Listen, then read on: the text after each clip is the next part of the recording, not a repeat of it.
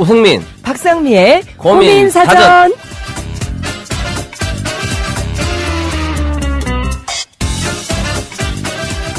네, 반갑습니다. 예. 안녕하세요. 잘 지냈습니까? 일주일에 한 번 보니까 너무, 나머지 6일이 심심해요. 그렇네요. 저도 예. 잘 지내셨어요? 저는 매일 똑같습니다. 매일매일이. 사실 어떻게 사는 게 행복한 건지를 항상 고민을 많이 예전에 했었는데, 별 생각 없이 사는 게 제일 고민이 없는 것 같더라고요. 그러니까 어떻게 해야 되나, 계속 하나씩 고민하는 순간부터, 맞아요. 삶이 좀 찌들고, 이제는 그냥 정신줄 놓고, 예, 진짜 생각 없이 하루하루 살고 있습니다.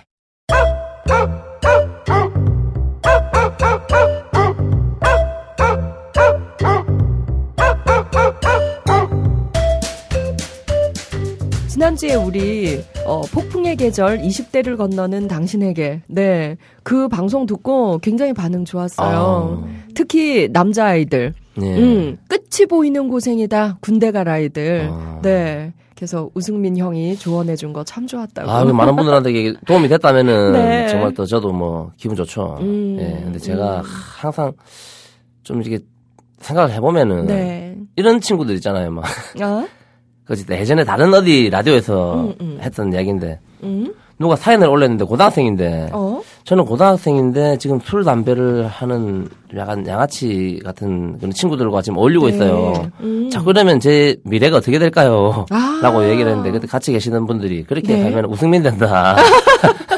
이런 얘기를 했는데 어떻게 사는 게 정답인 거는 없는 것 같더라고요. 그렇게 사는데도 그 삶에 또 가치가 있고 또 이렇게 정치인들이나 이렇게 또 그런 분들도 그 나름대로의 또 가치가 있고 저도 저 나름대로 가치가 있지 않겠습니까? 아유, 그럼요. 예. 우승민 형이 롤모델이다 이렇게 말하는 동생들도 있는걸요. 술 담배 하는 친구들요. 그래서 오늘 또 저희와 함께 즐거운 대화 나누어 주실 두 분 모셨습니다. 현영 씨. 안녕하세요. 반갑습니다. 이 저번 주에 1교시, 2교시, 3교시 함께 하면서 얼마나 이 마음속에 따뜻함이 전해지는지 몰랐어요. 여러분들에게 이렇게 즐거움을 드리려고 딱 왔는데 저야말로 힐링이 된다라고 결론을 그래요. 지난주 또 현영 씨는 정말 힘들 때 공장에서 일했던 경험 그 얘기 해준 거 그 고시원에 사는 영화 감독을 꿈꾸는 친구가 진짜 힘을 얻었다고 고맙다는 답을 보내왔습니다. 저야말로 더 감사하네요. 처음으로 이렇게 얘기를 해봤는데 그게 누군가의 또 고민이 해결되는 방안이었다는 것이 저한테 있어서는 더 의미가 있네요. 그래요. 20대 또 30대들의 고민 이런 것들 많이 해달라고 얘기가 들어와서요. 저희가 또 나누어 보도록 하죠. 오늘은 또 특별한 손님 한 분 더 모셨습니다. 대학생들 상담을 전문으로 하고 계신 선생님이세요. 한혜연 선생님 모셨습니다. 안녕하세요. 한혜연입니다. 저희 국민TV 라디오에는 예전에 박상미의 공감 스토리텔링 때 한혜연 선생님 나오셔서 우리 같이 얘기를 많이 나눈 적이 있어요. 되게 오랜만에 오셨는데 오늘 어떠셨어요? 오늘 저 이렇게 오는데 여기 고민사전 처음 이제 오픈됐다는 얘기 듣고 이름이 너무 마음에 들어서 정말? 방송 되자마자 들었어요. 너무 재밌게 들었고 지난 두 방송 제가 다 들었는데 너무 재밌게 들었고 우승민 선생님 정말 너무 진솔하게 본인 이야기 하시고 김현영 선생님도 제가 정말 진짜 금수저물고 나온 것 같이 이렇게 아리따운 외모인데 이렇게 자기 공개한다는 게 쉽지 않은데 해준 거에 대해서 되게 저도 청취자의 한 명으로서 고맙고 힘 많이 받았다는 이야기 드리고 싶었습니다. 감사합니다. 저희 방송을 또 이렇게 좋게 평가까지 해주시고 부탁드린 적 없지만 고맙습니다. 우리 그 시청자 게시판 보셨어요? 청취자 게시판? 거기에 우리 방송 끝나고 올라왔어요. 고민사전의 가장 큰 장점은 진짜 진솔하다는 데 있다고. 진행자들의 진솔함에 있다고. 약간 이게 좀 어떻게 보면은 교육방송 느낌도 좀 나고요. 저는 처음에 사실은 이런 방송이 약간 적응이 좀 안 됐거든요. 그러니까 좀 이렇게 항상 좀 뭔가 좀 재미를 줘야 된다 하는 좀 그런 좀 강박관념이 있지 않습니까? 이렇게 예능을 하다 보니까. 이제 너무 이제 나긋나긋하고 다들 이제 고상하시고 하니까 괜히 여기서 또 중간에 너무 좀 튀어버리면은 또 약간 좀 분위기를 망칠 수 있기 때문에 최대한 이제 좀 이 흐름을 지금 또 지금 너무 잘 타고 계세요. 이 스튜디오 안에 네. 지금 여자들 세 분하고 같이 있으니까 와 음기가 강해가지고 지금 되게 좋아 보이시는데 너무 좋아하시는데요. 예. 네. 혹시 주변 분들이 부러워하진 않으세요? 아직 지금 이게 네. 큰 홍보가 안 됐습니다. 우리 어떻게 홍보를 해야 할까요? 네. 지금 제가 지금 계속 페이스북에 네. 좀 적극적으로 이렇게 홍보를 하고 있는데 네. 근데 이 페이스북을 제가 이용을 해보니까 사람들이 네. 뭔가 홍보성 글은 또 안 좋아하더라고요. 맞아요. 네. 그냥 뭐 술 먹고 놀고 뭐 이런 거 있잖아요. 일상은 그냥 사람들이 좋아하는데 맞아요. 제가 무슨 방송을 합니다. 네. 좀 봐주세요. 이런 글에는 또 유독 그 좋아요가 많이 안 올라오더라고요. 그거 정말. 근데 저는 우승민 선배랑 얘기할 때마다 깜짝 놀라는 게요. 다음 시간 주제로 정해놓은 걸 자연스럽게 오늘 얘기할 때 자꾸 얘기해. 우리 다음 시간 뭐예요? 아니에요. 진짜 우리 다음 시간 이렇게. 주제가 네. SNS에서의 고민이에요. 아. 근데 저 사람 약간 신기 있어. 네. 진짜 신기하다. 신기하다. 절대 얘기 안 해주시거든요, 박상민 선생님이. 근데 맞아요. 그 사람들의 심리가 이렇게 되는 것 같아요. 일상을 올리고 하면 내가 봐줄게, 협조해줄게 이런 마음이 생기는데 홍보성 글 이런 게 있어요. 좀 도와주세요. 이런 걸 올리면 갑자기 갑의 마음이 되는 것 같아요. 굉장히 거리를 두고 근데 그걸 많은 사람들이 보지 않는 건 아닙니다. 다 봤지만 좋아요라는 그 버튼을 눌러서 흔적을 남기지 않은 거죠. 네. 그러네요. 그래서 친구들은 다 봤어요. 우리 오늘 방송은 그러면 네. 동시에 페이스북에 광고를 좀 할까요? 네. 좋아요. 그래 우리 지난번 방송들도 좋아서 한꺼번에 한번 같이 올려보는 걸로. 여러분들도 아시죠? 다운로드, 댓글 달기, 별점 주기, 그다음 뭐죠? 구독하기를 함께 해주셔야 합니다. 좋아요. 네. 오늘은 우리 주제 지난 시간 끝날 때 예고했었는데요. 네. 승민 선배 기억나세요? 오늘 주제 뭔가요? 오늘 주제는요. 네. 뭡니까, 현영 씨? 너무 빵 터졌어요. 지나고 보니 나에게 걸음이 되었던, 맞나요? 네. 이번 지나고 보니 모든 게 내 삶의 걸음이었다. 네. 네. 우리 그렇죠. 지난번 얘기하면서 너무 내용들이 좋아서 네. 이어서 더 얘기해보고 싶었어요.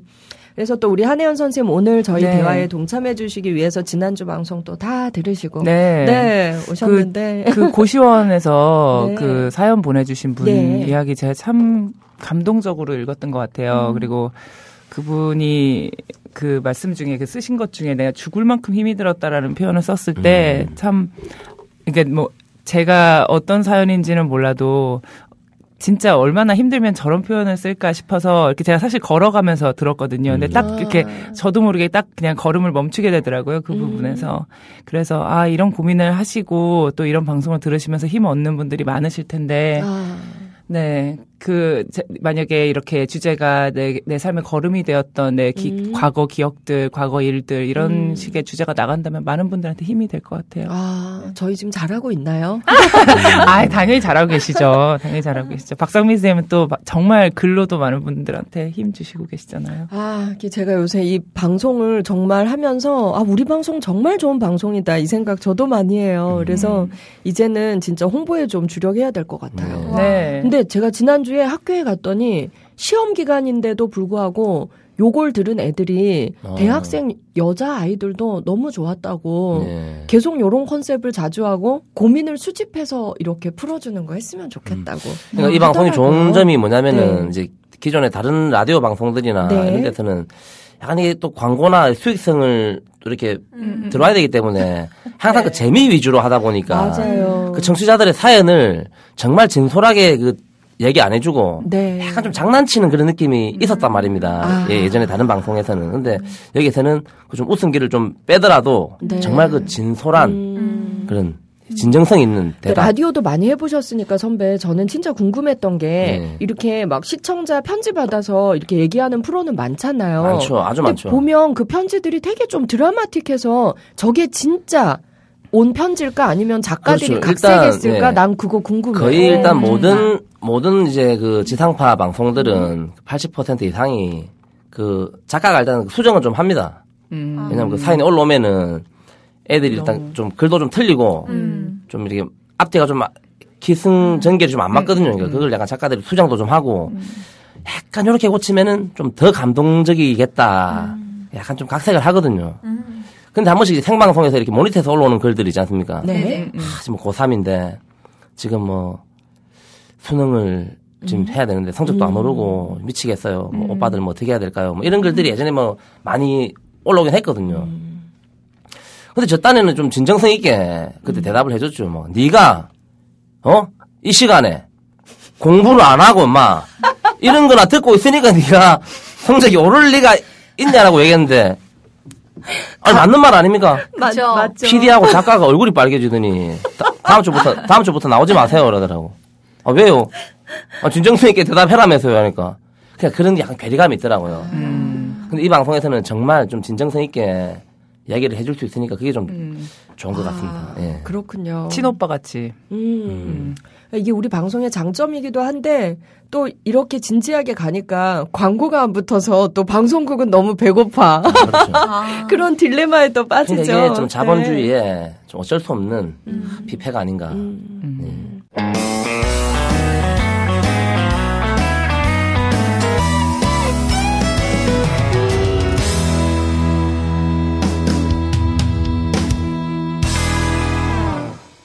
자, 그러면 지난 시간에 우리가 우리 셋이 겪어온 또 힘들었던 일들은 조금씩 얘기를 나눴었어요. 네. 한혜연 선생님은 또 지금 대학교 상담실에서 대학생들 집단 상담도 하고 네, 개인 맞습니다. 상담도 하고 계시니까 네. 요즘 젊은이들 상담하면서 또 느끼는 게 많을 것 같아요. 네, 그쵸. 걔들은 어떤 고통들을 겪고 있나요, 요즘? 지금 대학생들은, 그러니까 대학생뿐만 아니라 저는 이제 20대에게 저희 상담실은 다 열려 있는데, 일단 취업이 제일 큰 것 같아요. 취업이 제일 큰데, 이제 취업은 사실 언제나 화두였잖아요. 네. 대학생들한테 취업은 언제나 화두였는데, 이제 요새가 좀 특별히 더 화두가 되는 이유는 제가 보기에 너무 빠방한 거예요. 한마디로 얘기해서. 모두가 너무 준비가 잘 돼 있어요. 왜냐면 어릴 때부터 부모님들이 굉장히 이제 지지도 많이 했고 시킨 것도 많았고 뭐 공부들도 많이 하셨고 기본 학력이 높으시고 부모님들이 그래서 어렸을 때부터 뭐 많이 갇혀 있기 때문에 이미 갇혀 있는 사람들끼리 그 정말 작은 차이로 들어가고 떨어지고 20대가 고난이냐 아니면 20대가 기쁨이냐가 정해지니까 너무 좀 뭐라고 해야 되나 작은 거에 너무 이렇게 연연한다라는 느낌을 제가 많이 받아요. 그래서 전체적으로. 우리 때들보다. 네. 그래서 힘이 조금 없어요. 기본적으로. 애들이. 네, 힘이 없어요. 이렇게 상담실 들어오는데 벌써 어깨가 약간 이렇게 처져 있고 눈은 이렇게 굴리고 그래서 좀 다른 것 같아요. 저 대학교 때랑은 많이 그런 점이. 네. 그렇구나. 그래도 우리 때는 뭐 안 돼도 내가 부족해도 한번 해보자 뭐 이런 애들이 많았는데 요즘은 그쵸. 진짜 잘 없어. 그리고 우리 때는 부모님들이 저는 뭐 만약에 제가 이제 우리가 힘들어도 부모님은 뭐 그래도 우리 아들 최고 뭐 왜냐면 부모님들 자신이 이렇게 아이들 삶과 부모님 삶이 좀 분리가 돼 있었어요. 부모님들은 뭐 시골 같은 경우는 농사 짓고 뭐 부모님들 아니면은 뭐 바쁘시고 살림하느라 잘 모르고 이러는데 요새는 부모님들이 일단 다 알아요. 아이들을. 해서 객관적으로 네가 지금 뭐가 부족하고 뭐가 부족하지 않고 뭘 채워야 되고 이런 걸 아니까 얘네가 객관적인 자기 뭐라고 해야 되나? 자기 모습을 잘 아는 거예요. 내가 얼마나 부족한지에 대해서. 그러니까 옛날같이 객기를 안 부리는 거예요. 옛날에 대학생들은 그래도 뭐 하면 되지 않겠냐. 뭐 나는 뭐 될 때까지 하겠다. 이런 객기가 없어요. 너무 객관적이라고 해야 되나요? 그게 어떻게 보면 부모님의 그 좀 과도한 사랑도 좀 그런 역할이 있지 않습니까? 그렇죠. 그러니까 그러니까 사랑이 예전 부모님이 사랑이 부족한 건 아니었잖아요. 근데 이제 부모님들이 너무 뭐 들어가 있는 거죠. 아이들 삶에. 그렇죠. 구석구석. 네.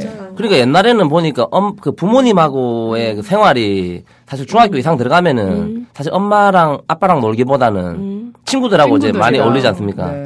그러니까 밖에 나가서 우리가 뭐 담배도 피고 뭐 이렇게 좀 약간 탈선 행위를 하면은 부모님이 뭐라고 해도 굉장히 좀 반항하고 하는 좀 그런 시기였단 말입니다. 그때는 예전에는 한 80년대. 근데 요즘 보니까 대학생들도 부모님하고 굉장히 좀 친근감이 친해요. 있거든요. 네. 엄마랑 이제 카톡하고 뭐 우리 딸 사랑해, 뭐 우리 아들 사랑해 이런 게 좀 너무 그쵸. 있다 보니까 예전에는 좀 부모를 원망하는 친구들이 많았었거든요. 맞아요. 예, 나는 아버지처럼 살지 않겠다. 맞아요. 난 엄마처럼 살지 않겠다. 네. 하면서 난 엄마랑 아빠랑은 다른 삶을 살 것이다라는 좀 그런 반항감이 어떻게 보면 그 독립심을 좀 키워줬다고 또 할 수 있거든요. 네. 근데 요즘에는 그냥 뭐 우리 아들 최고, 우리 엄마 최고, 그냥 그 가족이 좀 그렇네요. 예, 좀 그런 장단점이 좀 있는 것 같더라고요. 예. 저도 정말 공감해요. 그 아이들 대학 갈 때 그 뭐 수시로 가는 아이들은 자기소개서 쓰거든요. 그리고 이제 취업할 때 또 쓰고 대학원 갈 때 쓰고. 그래서 저는 그 첨삭을 많이 해주는데 항상 있는 항목이 뭐냐면 살면서 겪었던 가장 큰 고비를 쓰고 그 고비를 어떻게 극복했는지 설명하시오는 어디나 있어요. 근데 예전에는 굉장히 다양했어요. 근데 시간이 가면 갈수록 정말 다양하지 않아요. 그 고비가 다 뭐냐면 성적. 언제 내가 성적이 엄청 떨어져서 힘들었는데 열심히 공부해서 극복했다. 그게 힘들었던 거예요? 고작 그거고 어쩌다 이제 좀 가끔 나오는 게 뭐 왕따로 인해서 힘들었던 거. 뭐 고작 그 정도. 그러니까 친구 관계도 서툴어서 오는 이제 고민인 거죠. 그러니까 우리 때처럼 다양한 고민이 없는 거예요. 그러니까 그렇죠. 부모님들이 삶에 너무 많이 개입을 하면서 애들이 오히려 저는 예전보다 정신 연령도 너무 어려지고 맞아요. 겁도 많아지고 겁도 많아지고 참 매력이 없어진 것 같아요. 너무 객관적인 자기 그 등수를 아는 거예요. 사회 안에서의 등수를. 그 공개하는 거 아시죠? 요새는 성적을 싹 1등부터 전교 1등부터 뭐 전교 꼴등까지를 이렇게 공개를 다 해요. 그래서 학생들이 정확히 알아요. 누가 몇 등 정도 되는지. 그러면 우리 때는 그러니까 성적에 아예 신경을 안 썼다고는 할 수 없지만 뭐 제가 공부를 못했다고 해서 쟤랑 안 지내고 이러진 않았는데 요새는 이제 예를 들어 고등학교 애들 상담을 하면 그러는 거예요. 자기가 봐도 걔네는 너무 한심하다는 거예요. 공부 안 하는 애들은 자기 인생을 어떻게 하려고 저러냐는 거죠. 그러니까 딱 부모님이 하시는 말씀을 애들이 하는 거예요. 그런 말 우리 그러니까 왠전에 보니까 우리 어릴 때는 한 80년대 이럴 때 생각을 해보면은 애들이 고등학생 정도 되면은 좀 똑똑하다고 하면은 그 부모님을 뛰어넘는 애들이 많았었거든요. 그쵸. 그 당시에는 우리 부모님들이 좀 못 배운 부모님들이 많이 계시니까 뭐 초졸, 뭐 중졸 이런 부모님이 많이 계시지 않습니까? 근데 요즘에는 부모님들이 다 대학을 나오고 그러니까 이게 부모님이 계속 애가 대학을 다닐 때까지도 부모님이 좀 더 위에 있다고 생각하거든요. 위에 있어요. 계속 맞아요. 가르치거든요. 저도 옳은 말씀 많이 하시고 아기를 낳아 보니까 아기를 키우고 있지 않습니까? 애가 얼마 전에 부산에 갔는데 우리 친동생 애가 4살이거든요. 아. 우리 애는 지금 3살. 아, 시훈이가 어리네. 아니 어리니까 솔직히 막 싸우더라고 막 이렇게 장난치고 하는데 근데 그 언니가 이제 우리 동생 애 조카죠. 조카가 우리 딸을 시훈이를 이렇게 뭐 하지마 하면서 북 때리는데 그 맞는 모습을 보니까 이런 감정이 이거 처음 느끼는 감정 있잖아요. 와, 이 뭐지? 우리 친동생 애가 때리는데도 와, 화가 나더라고요. 조카가 미웠어. 그러니까 이게 왜 그럴까 이 심리를 내가 계속 운전을 해서 이제 서울까지 올라오면서 생각을 해봤는데 이게 그런 거더라고요. 우리 때는 어떻게 보면 그 반대로 부모님의 사랑을 좀 많이 못 받은 세대 아닙니까? 부모님하고 좀 떨어져 있다 보니까. 그러니까 저는 계속 애를 키우면서 부모님한테 못 받은 사랑을 이 애한테 다 해줘야 되겠다라는 생각을 하면서 애를 키우다 보니까 나도 스스로 이제 애를 내 품에 계속 안고 키우려고 하는 그런 생각이 있더라고요. 그러니까 애들은 이제 뛰놀게 좀 다치고 이렇게 키워야 된다고 생각을. 내놓지를 못하신다고. 애를 낳기 전에는 그런 생각을 했는데 막상 키워보니까 나도 그 똑같은 다른 부모님처럼 너무 이렇게 감싸고 있는 게 아닌가 그런 생각이 들더라고요. 예. 맞아요. 부모한테 사랑을 못 받았건 아니면 너무 많이 받았건 우리는 살면서 나의 부모님으로부터 좀 해방돼야 되는 것 같아요. 맞아. 현영 씨는 어때요? 저도 그랬던 것 같아요. 이제 제 얘기를 하자면은 뭐 저희 아버지한테 어떻게든 이렇게 떨어지려고 그게 어릴 때부터 독립심을 좀 키워준 것 같아요. 아버지로부터 탈출해야겠다. 네네.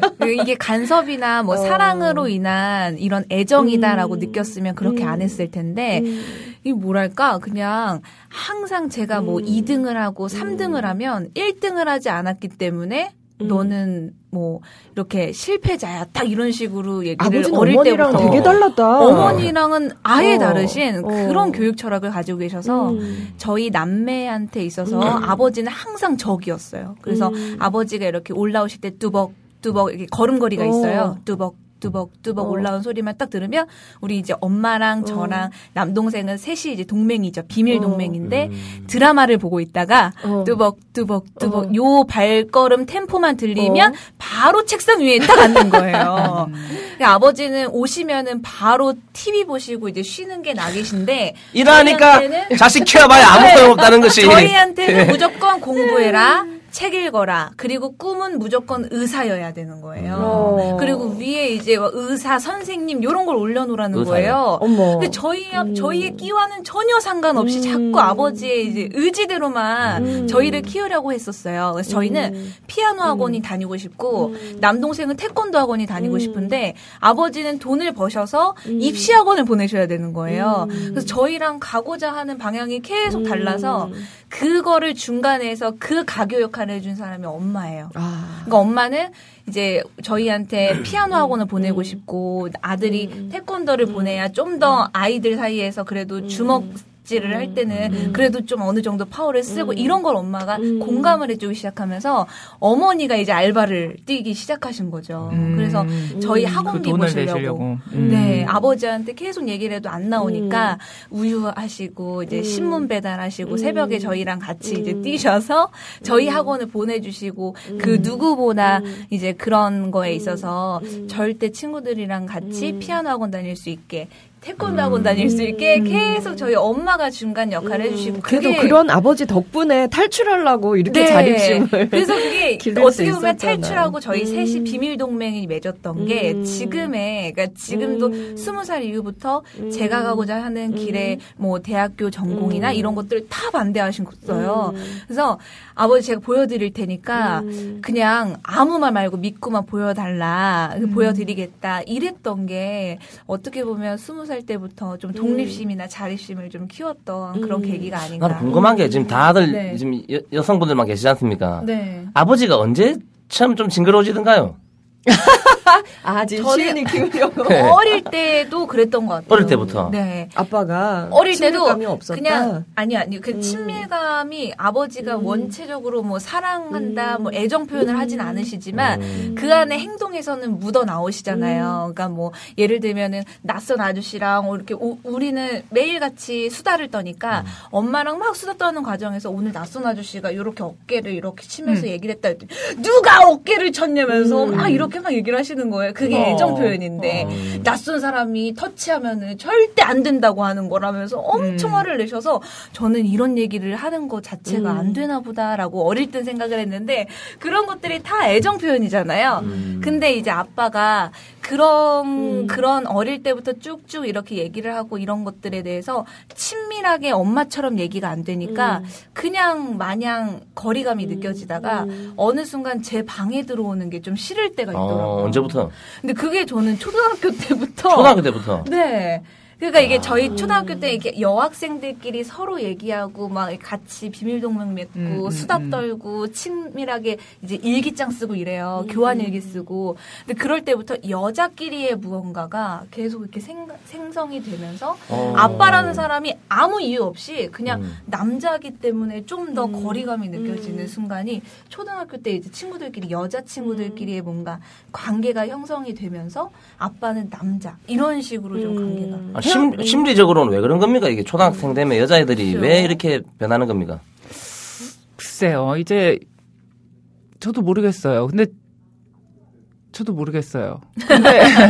근데 제가 목소리가 약간 톤이 약간 그 외국 영화 외화 더빙하는 진짜 더빙 목소리 같다는 소리 많이 들어요. 모르겠어요. 아니 근데 저희 아버지는 지금도 제 방을 안 들어오세요. 그러니까 늘 노크하고 용건을 방 밖에서 말씀하세요. 근데 제가 참 그걸 고맙게 생각하거든요.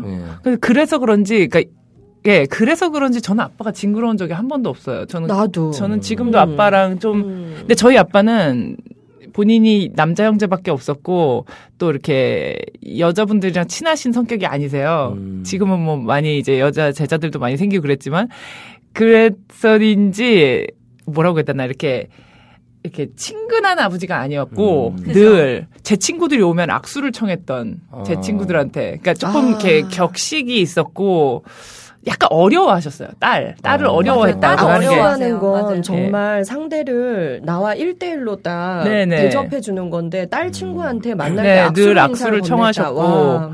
이렇게 늘 뭐 터치 정도면 이렇게 어깨 약간 두들기면서 뭐 잘하고 있냐 이런 정도. 예. 맞아요. 시은이한테도 그거 중요할 것 같아요. 저희 아버지도 단 한 번도 노크 없이 방문을 연 적이 없으세요. 그리고 이렇게 스킨십을 많이 하는 딸과 아빠도 있는데 그게 꼭 정서적 친밀감으로 아니에요. 이어지는 건 아닌 것 같아요. 그렇지 않아요. 저는 아빠랑 정말 가까웠지만 저희 아버지는 이렇게 정말 스킨십을 안 하셨어요.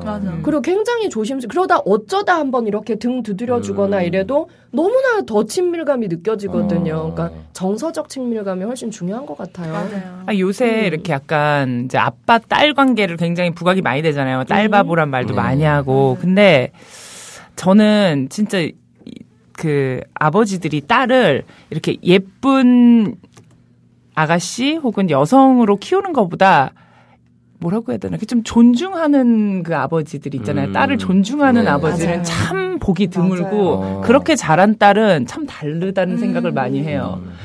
예쁨 받고 자란 딸은 많아요. 근데 이렇게 인격적으로 존중받고 한 딸을 키우는 아버지는 그렇게 깬 아버지는 참 많이 없는 것 같아요. 네. 예. 제가 수업 시간에 그 한혜연 선생님도 계실 때 자랑한 적이 있었는데요. 네. 저는 아버지가 대학 때 돌아가셨으니까 지금 뭐 오래됐죠. 네. 근데 저는 아버지가 저한테 써준 편지가 굉장히 많아요. 맞아요. 그래서 맞아. 아버지의 상자에 페이스북에도 네 진짜 자필로 할 말이 없을 때는 아버지가 읽은 책에 감상문을 오늘 이 책을 읽었는데 너무 좋더라. 몇 장에 걸쳐서 그러니까 맞아. 자기 일기를 저한테 편지로 써주셨던 것 같아요. 근데 그게 존중이거든요. 그러니까 존중도 사실은 좀 애가 어느 정도 커야지 해야 될 거 아닙니까? 지금 근데요. 5살 때부터 존중을 해가지고 우시은 씨. 이게 이상하지 않습니까? 아니, 자랑스럽게 바라봐주는 거. 맞아. 그거는 내 마음에 그 눈빛이 저도 영원히 남아있거든요. 그러니까 굉장히 좌절할 맞아. 순간이 와도 너무나 이렇게 자랑스러운 눈으로 우리 딸 대견하다 이런 느낌으로 날 바라다 봐줬던 아빠의 눈빛은 죽지 맞아. 않고 지금도 내 옆에서 날 바라보고 있는 느낌이 들어. 근데 우승민 씨는 더 잘하실 것 같아요. 그런 부분에 있어서는. 진짜 잘할 것 같아요. 그죠? 저 같은 경우는 지금 어떤 딸을 좋아하게 된 이유가 저는 사실은 그 아기를 낳기 전에는 애들을 굉장히 싫어했거든요. 애 자체를 그 맞아. 그 징징거리는 하이톤이지 않습니까? 그 고역대 주파수, 예, 이 돌고래 같은 소리. 이게 와 듣고 있으면 머리가 아프고. 그래서 저는 락 음악 같은 거, 공연장 같은 데 잘 못 가거든요. 술집도 소주집 같은 것도 뻥 뚫린 집 있지 않습니까? 네. 그럼 뒤에서 막 옹옹옹옹옹 그런 소리가 오래 들으면은 와 머리가 아파가지고. 그래서 싫어했는데 애를 낳고 보니까 이런 게 있더라고요. 딸을 낳고 나니까. 예전에 제가 엄마한테 못 받았던 사랑. 그리고 와이프한테 조금 내가 좀 바라고 싶은, 좀 부족한 이런 것을 이 딸한테 다 내가 이렇게 채워서 이 딸을 완벽하게 그렇게 만들고 싶은 그런 게 있는 것 같더라고요. 내가 꿈꾸는 여성상을 시은이를 그렇게 키우고 싶은. 예. 그러니까 내가 그동안 부족했던 거, 뭐 여자들에게 좀 이렇게 부족했던 거, 우리 엄마가 어렸으면은 이런 모습이 생각나거든요. 우리 어머니가 어렸을 때 이런 모습이 아닌가. 그럼 좀 더 얘가 컸을 때 우리 어머니가 됐을 때, 할머니가 됐을 때 더 좀 고귀하고 우리 어머니한테 없는 모습을 좀 만들어줘야 되겠다. 의도는 너무나 좋아요. 집착만 하지 않는다면 정말 의도는 너무 좋다. 그렇다 보니까 이게 교육 방식에서 그 와이프랑 많이 부딪히게 되더라고요. 저 같은 경우는 좀 사실 그 세상 모든 남자 아빠들이 다 그럴 거 아닙니까? 좀 자기 자식을 좀 특별하게 키우고 싶은 생각은 다 있거든요. 그렇죠.